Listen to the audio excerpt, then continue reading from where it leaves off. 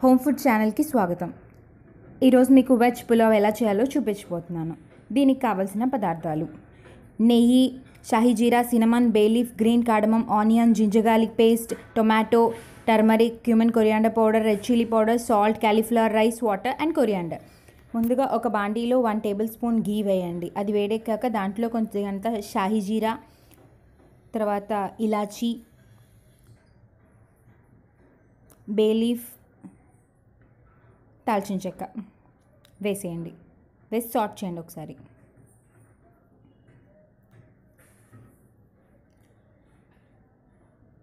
ఆ తర్వాత దీంట్లో సన్నగా తరిగి పెట్టుకున్న హాఫ్ ఆనియన్ వేయండి.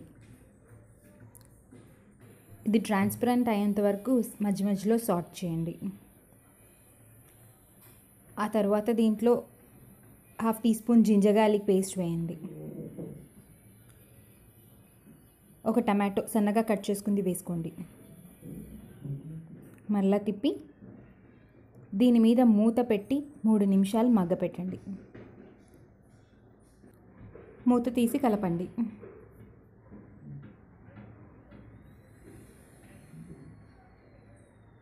ఇప్పుడు మరలా మూత పెట్టి 3 నిమిషాలు కుక్ చేయండి. సో ఇప్పుడు టమాటో అంతా కుక్ అయిపోయిందండి.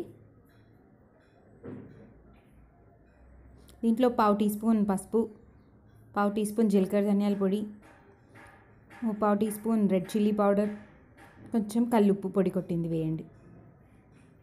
వేసేసి మరలా కలపండి.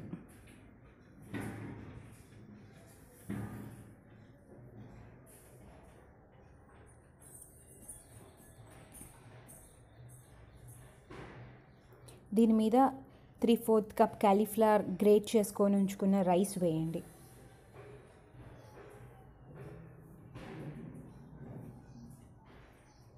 And 1 tablespoon of water కొద్దిగంత వేయండి. అండ్ కొంచెం దాని మీద ఉప్పు చల్లండి. మూత పెట్టి ఒక 5 నిమిషాల పాటు కుక్ చేయండి. తర్వాత తీసి దాన్ని మొత్తం అంతా కలిపేయండి. మీకు మొత్తం కాలీఫ్లవర్ కూడా కుక్ అయిపోయిందండి. చాలా త్వరగా కుక్ అయిపోతుంది కాలీఫ్లవర్. అండ్ హెల్త్కి చాలా మంచిదండి ఇది.